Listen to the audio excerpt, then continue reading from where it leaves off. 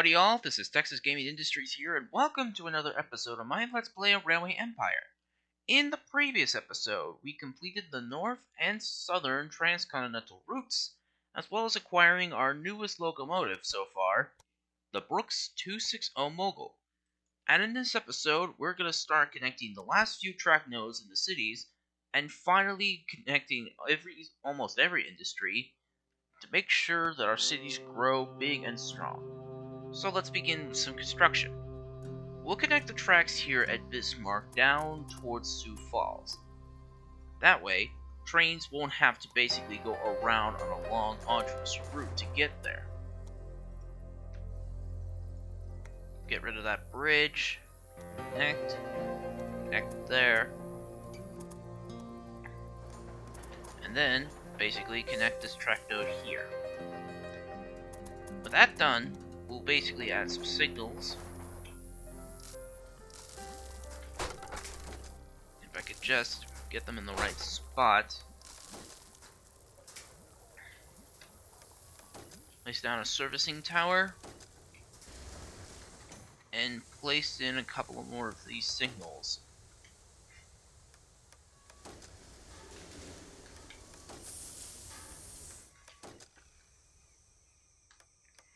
Alright, those two track modes at Bismarck are done. Now it's time for the other two. This time, we're building a bridge over the river, passing those farms, and then eventually connecting here to Minneapolis.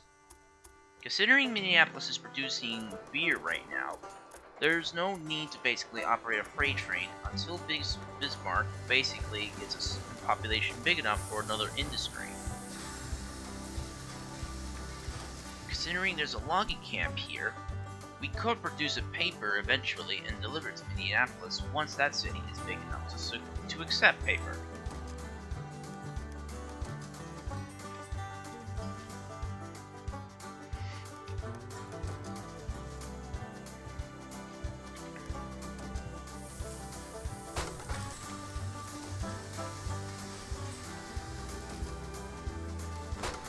Alright. Put a station here. We'll probably use that later on for delivering grain and vegetables. And also add one station here to deliver corn to Bismarck.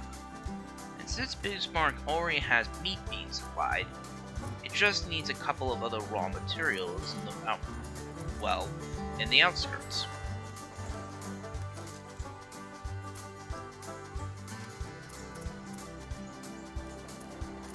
Got the station for trains heading for Bismarck, and tracks from here heading towards Sioux Falls. No, Minneapolis.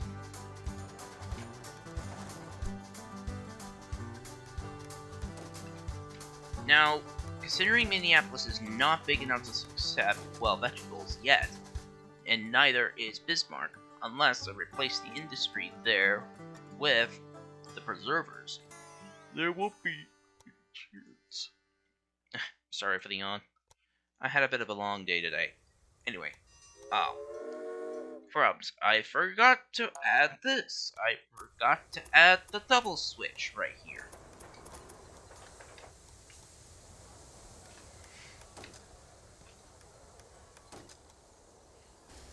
Right. Track 1 will carry grain. Put in G to carry grain, and we'll put the Rogers 260 in charge. Over 105 stations! Who knew that we would basically have so much?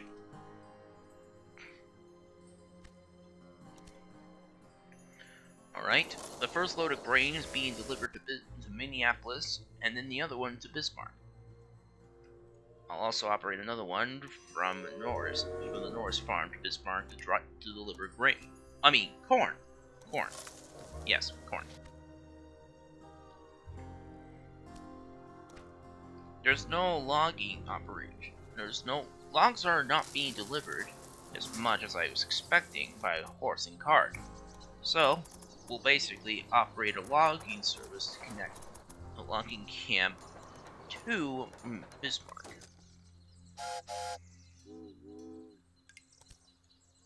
Speaking of which, we have enough innovation points to unlock a new locomotive. We could go for a Great Northern Mastodon 480 or a 2-truck Class B Shay. Considering the Shays were introduced in the 1870s, I think we'll go with this one.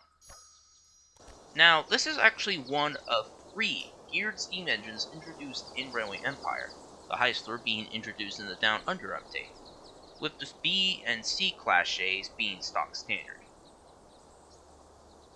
Manchi Shinbun gets into print. Yep, that's basically something you would get in the Japan DLC. And surprisingly, Shays are not designed to go at 40 miles an hour. They were designed to travel at slow speeds, carrying logs from the logging camps to the sawmills. But, considering on how fast the other engines are, they had to make this train go fast so it won't drag other trains behind it. Plus, at the same time, we might as well update a couple of the industries, as well as replace a couple of our locomotives. We'll probably replace many of the Philadelphia and Dragon class locomotives with these and the Rogers 260.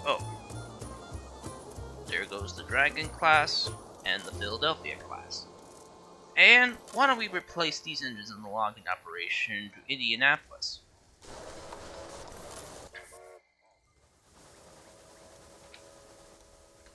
Now, we'll have to, since, we have steel in Pittsburgh, we'll probably upgrade that to produce more steel, upgrade that to make more lumber, and upgrade this to produce more beer, as my 2 consolidations delivering coal and iron ore are not delivering anymore because there's too much stock of it available. And we'll have to think about where we're going to put this new industry. I think we'll just replace that and replace it with a toy factory, because Chicago's the only city that's big enough for toys in this area, and might as well replace this engine and then delete the track. Now, toys can be manufactured here, which will really help out.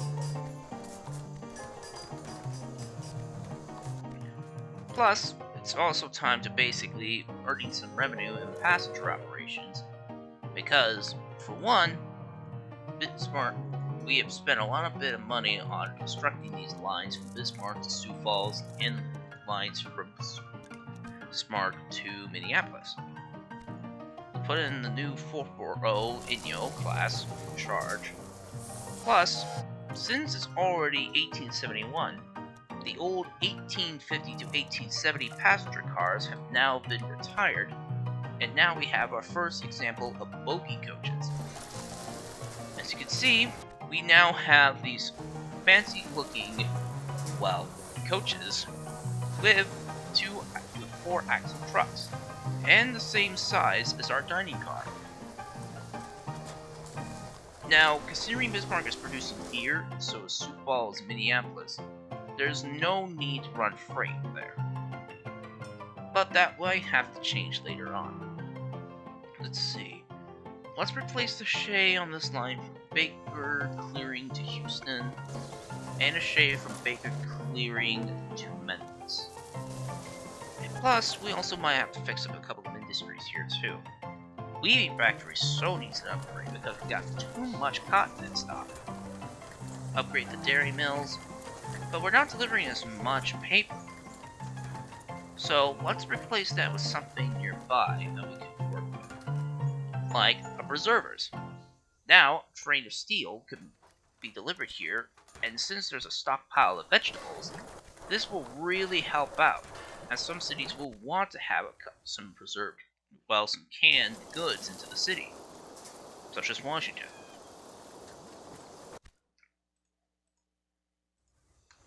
Now, since the Charlotte to Pittsburgh freight is only carrying textiles, we'll have to wait until it reaches Pittsburgh and see what type of cargo it will pick up. It'll probably pick up some steel later on. Ooh. Taylor Estate to Salt Lake City. there's enough there's enough vegetables being brought in. Might as well upgrade it. Let's see. Baker City is almost big enough to have another industry, but we basically need a little more cargo delivered. We need sugar, textiles, and milk, or at least corn.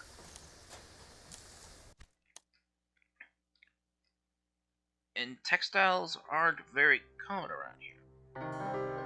However, we could fix that by delivering some to Portland. That means we'll have to get rid of the brewery. And Seattle does have a brewery already.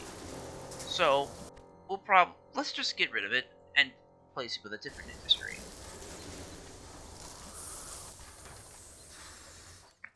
Now, to connect this cotton farm to the main line.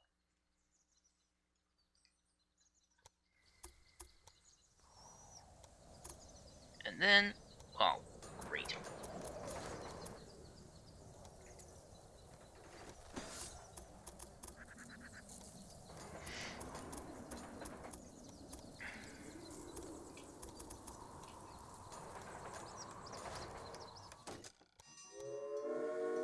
And then we'll basically add the Baldwin 10-wheeler as the steam grades out. Let's see. Ooh, speed bonus and fireman. That's what I need. Or a promoter. Let's give the promoter to Baker City. And give it a little bit of time. Speaking of time, we only have 2 tasks left. Produce 3 loads of fruit to make Odessa the city with the largest population. We might not be able to get all these tasks done in time, but if we do, I'll be quite surprised. Speaking of which, let me see. Fruit. Let's purchase.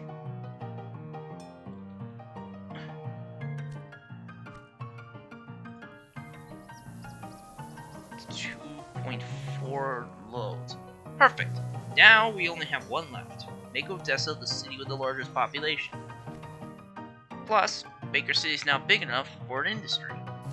And the industry that will be going in there will be a steel mill. Because there's iron ore up in the mountains, and there's a coal mine not too far from here. So let's put one here, and then connect this coal mine here.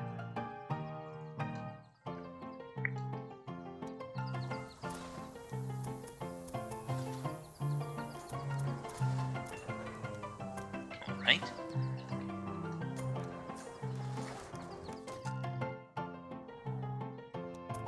And,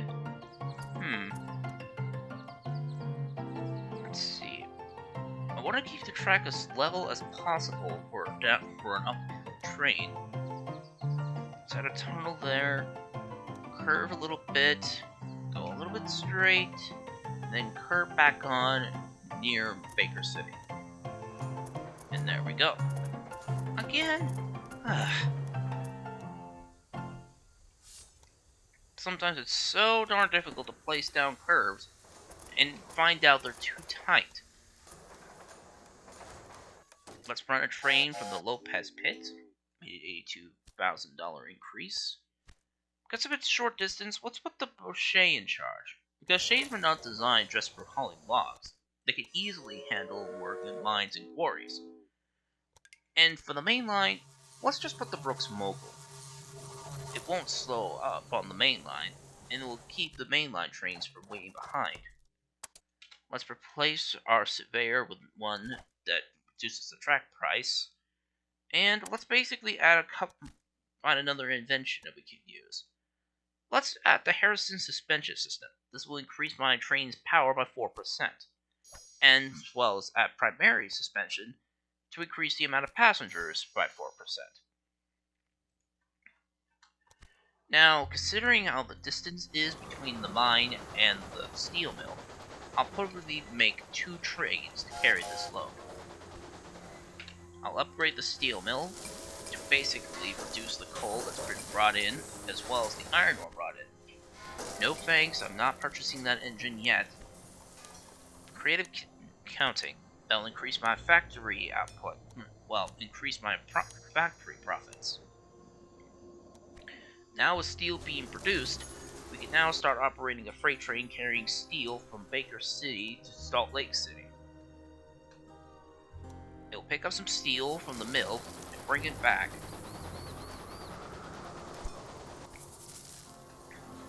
Now, none of the cities around here are big enough to accept steel, well, canned goods, because the city needs to be at 104,000 residents to do so. Casper is basically the closest. But, with some luck, we might be able to get it down somewhere. But, who knows? Slow supply. Darn. I'll just replace the signals here with a servicing tower.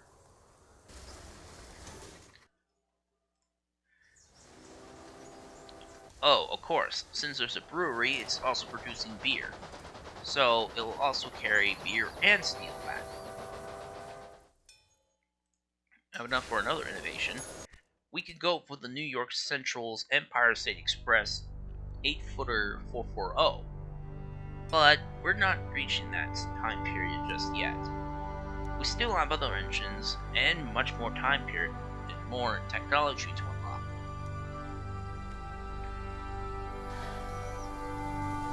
I really love that sweeping curve right there.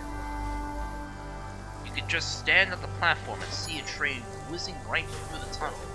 It's like something from a model railroad. So basically, we have our own western equivalent of the horseshoe curve in Pennsylvania. More applicants. Let's see. What else? Well, what can I say that we have basically built a huge empire from the ground up. Odessa still needs to grow. Let's buy the meat industry and grow it a bit. It needs fruit, needs dairy products. Well, considering there's a dairy farm a fruit orchard not too far, we can start delivering fruit there now. But it will need some other commodities too. This is going to be a bit of a race against time.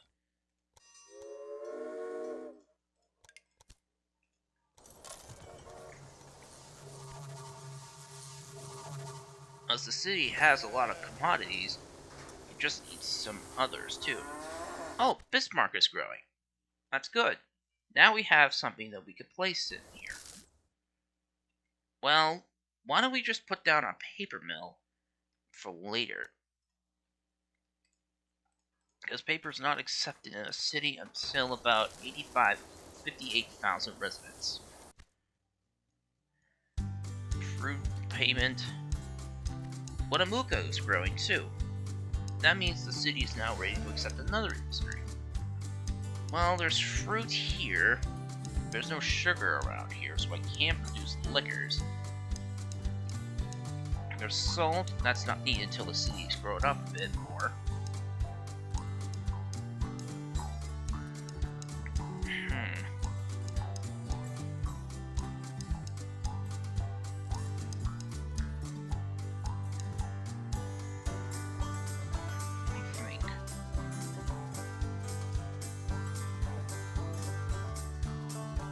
Actually, I think we'll just let the city choose on what industry it wants to put in there.